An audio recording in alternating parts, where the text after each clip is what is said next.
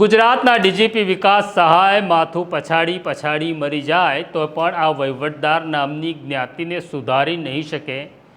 હવે ગુજરાતના ડીજીપી વિકાસ સહાયને ફરી એક અરજી મળી છે કે અમદાવાદમાં વહીવટદાર છે જેની બદલી તો જૂનાગઢ કરી દેવામાં આવી છે, પણ આ વહીવટદાર હવે અમદાવાદમાં દારૂની ગાડીનું કટિંગ કરાવે છે અને જો સ્થાનિક પોલીસ દરોડો પાડવા જાય તો આ પોલીસ કર્મચારીઓને પણ આ વહીવટદાર ટીપી નાખે છે।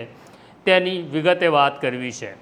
વૈષ્ણવજન તો તેને કહીએ જે પીડ પરાઈ જાનાને રે। નમસ્કાર, નવજીવન ન્યૂઝમાં તમારું સ્વાગત છે અને હું છું તમારો પ્રશાંત દયાળ। વાત કરવી છે ગુજરાતના વહીવટદારોની। આ વહીવટદાર નામની જે જ્ઞાતિ છે એ ગુજરાતના આઈપીએસ અધિકારીઓ કરતાં પણ વધુ સક્ષમ છે, કારણ કે તેમની પાસે આર્થિક વ્યવહારોનું એવું નેટવર્ક છે કે આઈપીએસને પણ વહીવટદાર વગર ચાલતું નથી, પોલીસ ઇન્સ્પેક્ટરને પણ વહીવટદાર વગર ચાલતું નથી, બધાને જ આ વહીવટદાર વગર ચાલતું નથી ને છતાં જ્યારે દોષનો ટોપલો ઢોળવાનો હોય ત્યારે વહીવટદાર એ વનેચન જેવો છે તેને વધેરી નાખવાનો હોય છે। આવા જ અમદાવાદના 13 વહીવટદારોને શોધી કાઢ્યા હતા ડીજીપીએ અને તેમની સામે કાર્યવાહી કરવાનો આદેશ આપ્યો એસએમસીને। આ 13 વહીવટદારોને જિલ્લા બહાર મૂકી દેવામાં આવ્યા હતા, પણ આ વહીવટદારો ત્યાં હાજર થયા નહીં। અત્યારે બધા જ વહીવટદારો બીમાર છે અને બીમારીની રજા મૂકી ફરી પોતે જ્યાં હતા ત્યાં વહીવટ સંભાળે છે। હવે સ્થિતિ એવી નિર્માણ થઈ છે કે ગુજરાતના ડીજીપી વિકાસ સહાયને માથું પછાડવા સિવાય કોઈ વિકલ્પ બચ્યો નથી। આ વહીવટદાર એટલા શક્તિશાળી છે કે તેમના સંબંધો આઈપીએસ અધિકારીથી લઈ ગાંધીનગરમાં બેસતા રાજનેતાઓ સુધી છે, એટલે એક ડીજીપી વિકાસ સહાય આ વહીવટદારનું કંઈ બગાડી શકે તેમ નથી। હવે ડીજીપી વિકાસ સહાયને એક અરજી મળી છે અને અરજીમાં એક પોલીસ કર્મચારીએ ફરિયાદ કરી છે જેનું નામ છે સંદીપસિંહ, હેડ કોન્સ્ટેબલ છે, અમદાવાદના શેરકોટડામાં ફરજ બજાવે છે અને અરજીમાં તેમણે ડીજીપીને ફરિયાદ કરી છે કે કેયુર બારોટ નામનો એક વહીવટદાર છે જેની તમે બદલી તો જૂનાગઢ કરી દીધી, પણ કેયુર બારોટે બીમારીનું સર્ટિફિકેટ રજૂ કરી જૂનાગઢ જવાનું માંડી વાળ્યું છે અને કોઈ માયનાલાલમાં હિંમત નથી કે મેડિકલ બોર્ડ સામે કેયુર બારોટને રજૂ કરે અને બીમારી સાચી છે કે ખોટી તેની તપાસ કરાવે।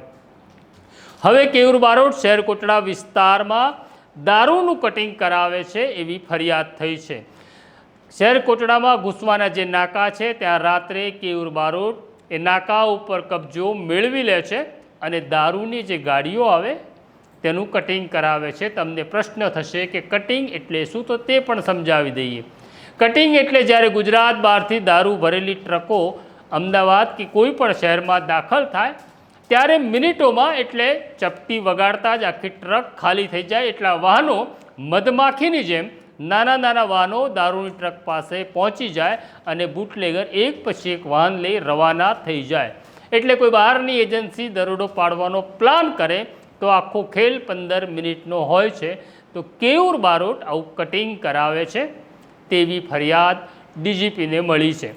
સંદીપસિંહ નામના હેડ કોન્સ્ટેબલે એસીપીને લેખિત ફરિયાદ આપી છે કે અમે શેરકોટડામાં દારૂનો દરોડો પાડવા ગયા ત્યાં શ્રીમાન કેયુર બારોટ જેવો વહીવટદાર છે તે આવી પહોંચ્યા અને તેમણે એવું કહ્યું આ ધંધો બંધ કરો, દારૂના દરોડા નથી પાડવાના, અને સંદીપસિંહ ઉપર આ કેયુર બારોટે હુમલો કરી દીધો હતો, માર માર્યો હતો।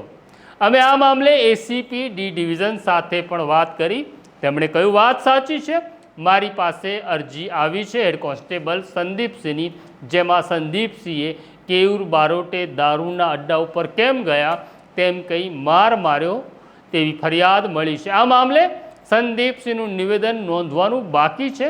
સંદીપસિંહના નિવેદન પછી આગળની કાર્યવાહી થશે। અમને એવી પણ જાણકારી મળી છે કે કેયુર બારોટ એસએમસીના રડારમાં છે અને આ વખતે નિર્લિપ્રાય કેયુર બારોટને પાતાળમાંથી પણ શોધી કાઢશે અને પછી કેયુર બારોટ આખી જિંદગી નિર્લિપ્રાય નામની માળા જપતા રહે તેવી સ્થિતિ નિર્માણ થાય તો નવાય નહીં। આ વહીવટદાર નામની જે જ્ઞાતિ છે એવું છે કે તેનો સંપૂર્ણ નાશ કોઈ દિવસ થતો નથી. એક વહીવટદાર જાય એટલે આપોઆપ ઈશ્વરની કૃપાથી બીજો વહીવટદાર જમીનમાંથી પ્રગટે છે. જેમ શિવલિંગ જમીનમાંથી પ્રગટે છે એવી રીતના આ વહીવટદાર પણ જમીનમાંથી પ્રગટતા હોય છે. આ વહીવટદારની એક સ્કૂલ ચલાવવી જોઈએ કે કેવી રીતના ક્યાં કોનો વહીવટ કરવો. અને આ વહીવટદાર એટલે સુરતમાં જેને કેશિયર તરીકે ઓળખવામાં આવે છે. તો આ વહીવટદાર કેયુર બારોટની સ્ટોરી છે. જોઈએ ગુજરાતના ડીજીપી વિકાસ સહાય હોય, નિર્લિપ રાય હોય કે અમદાવાદના પોલીસ કમિશનર હોય, આ કેયુર બારોટની દવા કેવી રીતના કરે છે અને કેવી રીતના આ વહીવટદાર નામની બીમારીનું ખસીકરણ થાય છે. તો આ પ્રકારની સ્ટોરી જોવા માટે નવજીવન ન્યૂઝ જોતા રહો, લાઈક કરો, શેર કરો અને સ્ટોરીમાં તમારું મંતવ્ય શું છે એ પણ જરૂરથી લખજો. અત્યારે મને મારા સાથી જયંત દાફડાને રજા આપો. આવું છું પાછો એક નવા વિષય સાથે. નમસ્કાર.